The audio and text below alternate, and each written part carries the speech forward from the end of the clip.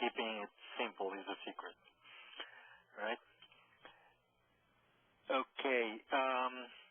I think this question is for Juan Carlos.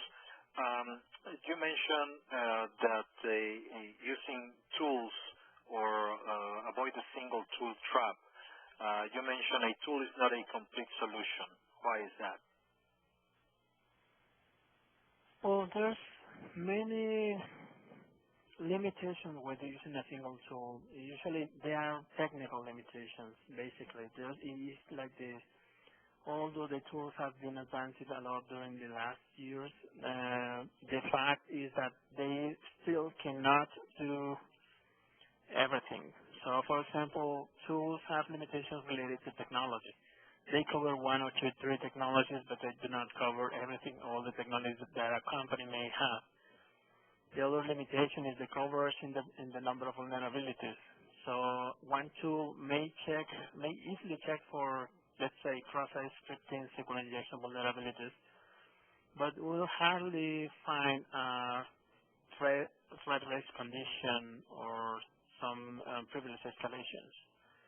That kind of limitation is what makes the use of one tool not very hard for having that coverage or the necessary coverage. Another limitation usually used to be on the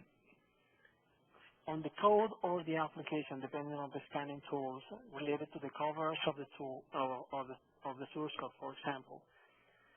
So some of the tools do not cover the full source code, and the tools existing in the market do not offer anything or any statistical metric related to the coverage of the source code.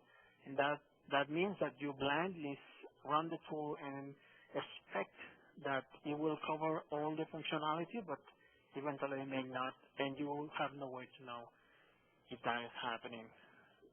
So that kind of limitation is what makes the use of one single tool not very appropriate. And at the same time, if you use different tools, you will have a better coverage, but the coverage you will have is not going to be increasing like double sizing. So if you have two tools, you may increase like 50% of the vulnerabilities that you may find. If you have another tool, you may increase another 5%. And if you have like 4 different tools, you may increase maybe another 2 or 3%.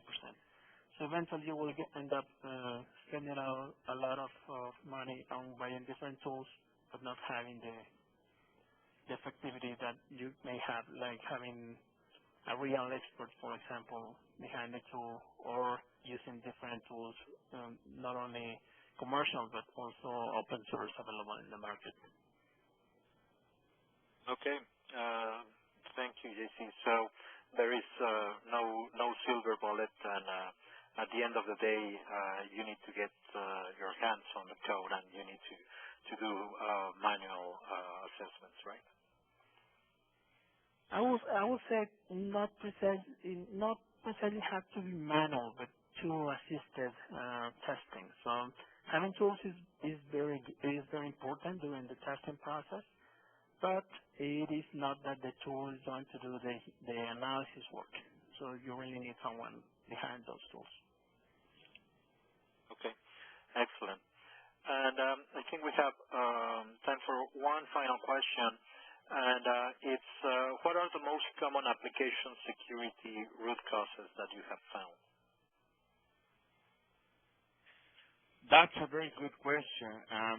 From the cases that we have learned, we've seen that the top 5, just to keep it simple, I will say that it's lack of awareness, lack of support from senior management, lack of adequate training efforts on the specific vulnerabilities and how to remediate them, lack of internal policies to define what each development group should follow as guidelines, and also lack of tools accessible to development teams.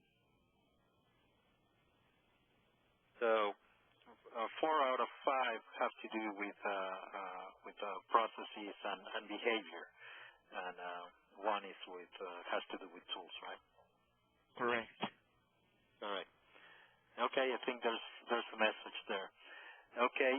Well, thank you very much. I would like to thank Juan Carlos and Leo for this presentation. Very educational, and hope that for the audience was useful. It was a good use of your time. We have additional resources at softtech.com. If you go to softtech.com/perspectives, you can skip the EN in between. Either way that you type it, you're going to get to the same place, where you can download several resources. Right now we have 3 papers that are available there for your download, and also this webinar is going to be available for on-demand reproduction on softtech.com starting Monday. So you can always go there and find additional resources on application security, global sourcing, and different aspects that we cover. So with that, I would also like to remind you of our upcoming webinars. We're going to have one of our clients, specifically Ben Miron, who runs the software security at General Electric Corporate, on exactly 1 month from today, on March 25th. And on April 14th, we're going to have an analyst from Forrester, Khalid Kark, who's going to share the analyst point of view on how to use metrics to drive performance. So with that, I would also like to ask you to fill out the poll that's in your screen. That will help us to make these webinars better for you in the future. So I would like to thank you. Thank you for your time, and have a nice rest of the day. And for those of you in the Northeast, stay warm, stay indoors, and stay safe.